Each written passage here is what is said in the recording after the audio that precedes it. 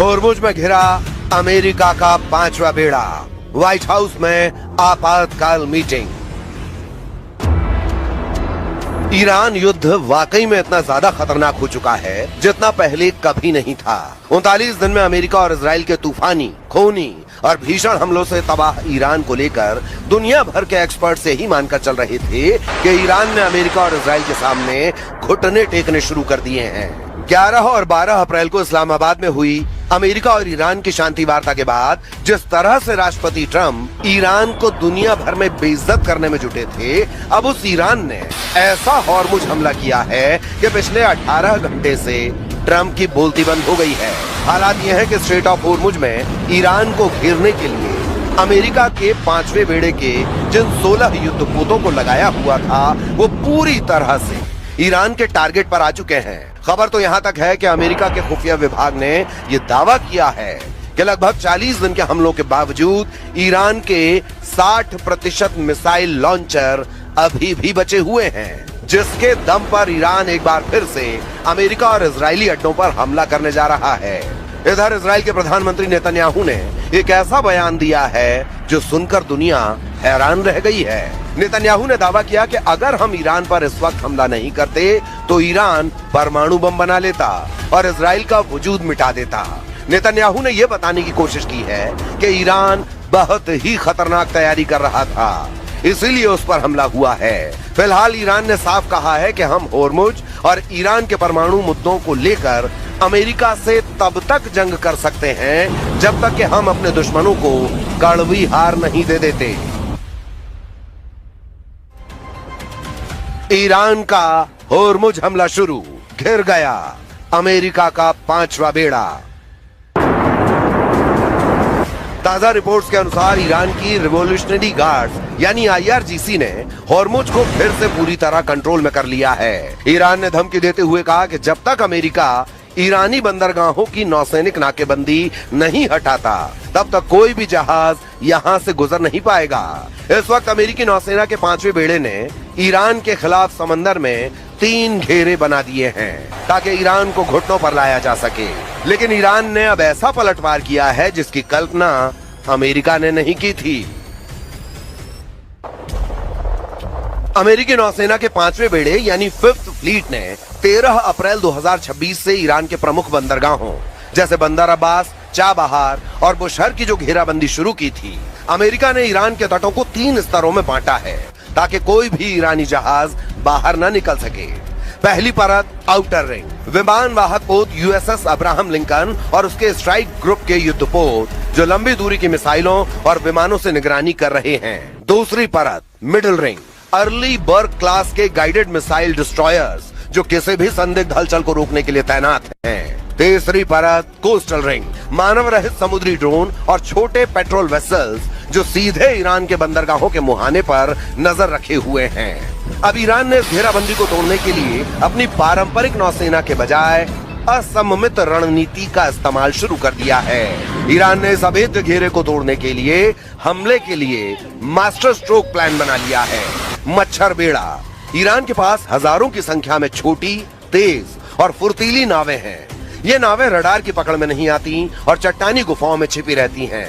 ये एक साथ झुंड में हमला करके अमेरिकी युद्धपोतों को उलझाने की ताकत रखती हैं।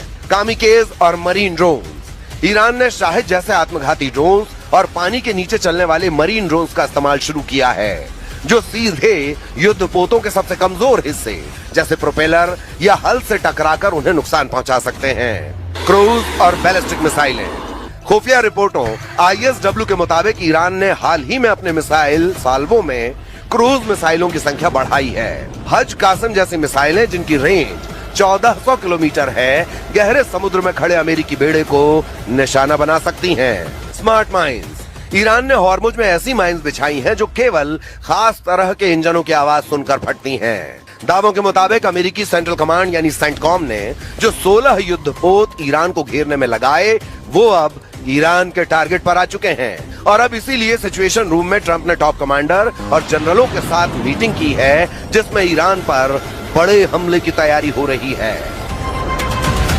60% मिसाइल लॉन्चर से हमले को तैयार ईरान।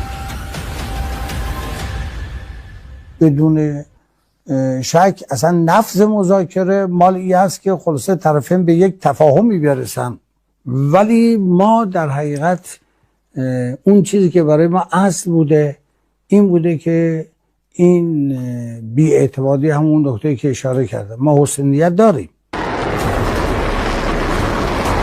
ईरान की नई धमकियों से साबित हो चुका है कि वो ट्रंप की बेतुकी शर्तों और दबाव के खिलाफ अब जंग को आखिरी विकल्प मानकर चल रहे हैं।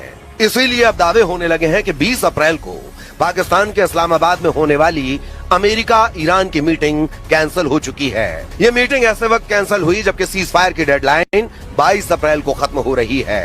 अब सवाल उठता है कि ईरान बातचीत के बजाय बारूद से फैसला करने पर उतारू क्यों है।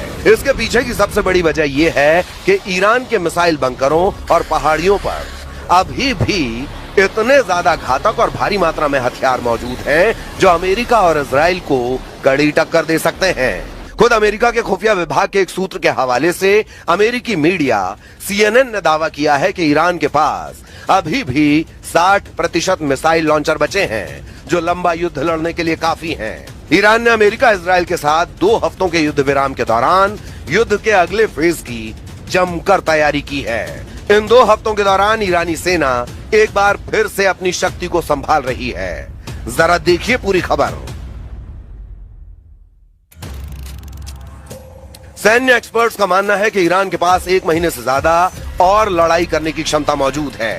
हालांकि अधिकारियों का यह भी कहना है कि ईरान के हथियारों के जखीरे का सही आकार अभी भी साफ नहीं है। इंटेलिजेंस के आकलन से उसकी बची हुई क्षमताओं का सिर्फ मोटा मोटा अंदाजा ही मिलता है।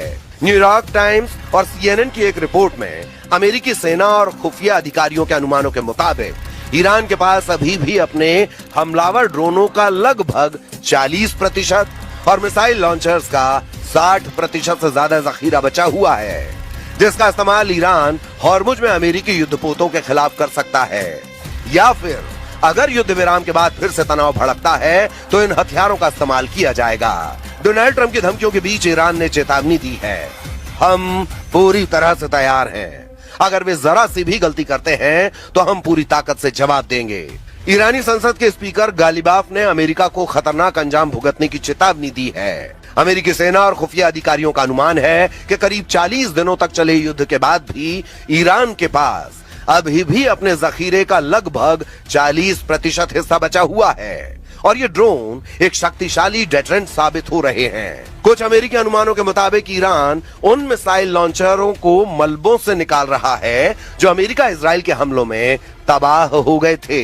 उन जगहों की तेजी से खुदाई की जा रही है। जब ये काम हो जाएंगे तो ईरान के मिसाइल लॉन्चरों का जखीरा करीब 70% तक पहुंच जाएगा।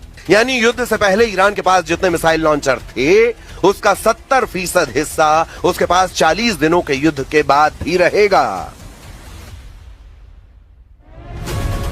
ईरान के पास मिसाइलों की भी काफी क्षमताएं अभी भी मौजूद हैं। संघर्ष विराम के समय उसने लगभग 100 ऐसे सिस्टम बरामद किए जिन्हें गुफाओं और बंकरों में छिपा कर रखा गया था, जिससे उसके चालू लॉन्चरों की संख्या बढ़कर युद्ध पूर्व के स्तर लगभग 60% तक पहुंच गई है।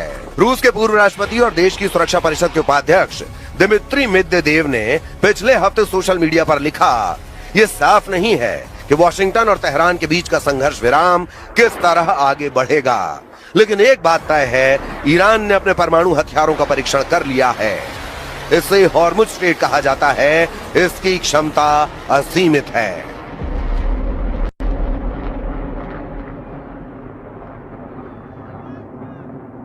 باید اون رویکرد گفتگوی خودشون رو از یک جانبه‌گری و روحیه‌ای که بخوان یه چیزی رو بر ما تحمیل بکنن از این دست بردارن و تجربه کردن که چنین چیزی اتفاق نمیفته.